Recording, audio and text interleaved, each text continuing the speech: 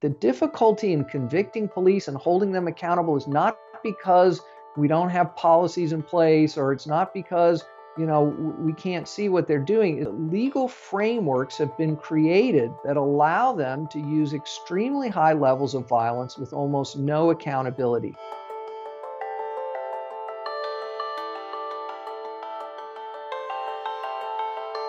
I don't think that police reform, more training, more police community encounter sessions are going to get us out of this mess. That's the bill of goods we were sold 6 years ago in the wake of the police murders of Mike Brown and Eric Garner and Tamir Rice and so many others. These reforms don't work, and they can't work because they fail to understand the nature of the problem. They imagine that this is a problem of a few bad officers or bad attitudes or implicit bias, but this is a problem of a structural political project of criminalizing the poor and most marginal communities in our society rather than dealing with their real problems.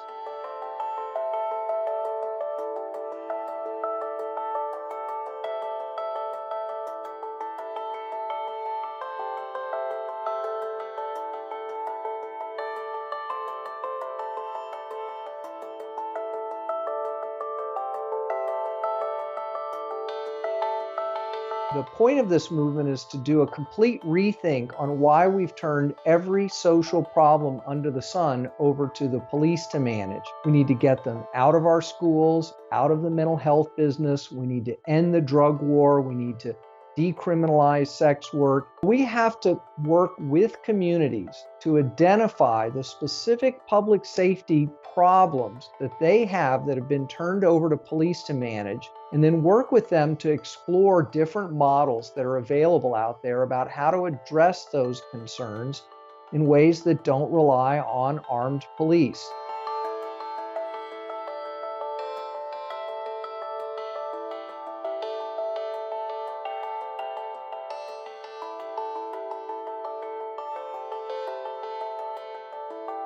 I think people imagine that there's some alternative force that will replace the police, and that is not at all what people are talking about.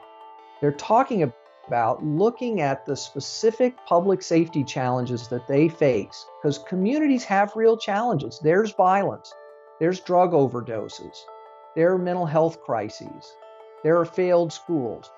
So we have to develop specific interventions to address those things. Things like cure violence programs that utilize people from the community to work with the younger generation to try to break that cycle of violence. We can look at things about how to reorient schools so that we don't need school police, that we bring back the counselors, we bring back the social workers, we get rid of zero tolerance disciplinary systems, we dial back the kind of teaching to the test approach to education that is alienating to kids and causes them to act out.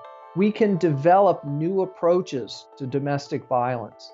We can find supports for families so that they don't reach a crisis point. We can give the victims of domestic violence real avenues out of those situations if that's what they want, into stable housing, into real economic security for themselves. We can look at actually housing people instead of criminalizing them when they sleep in public transit or in parks and other public spaces. It needs to start with a roof over their head and be in combination with support services that are targeted to their individual needs so that they can maintain that housing.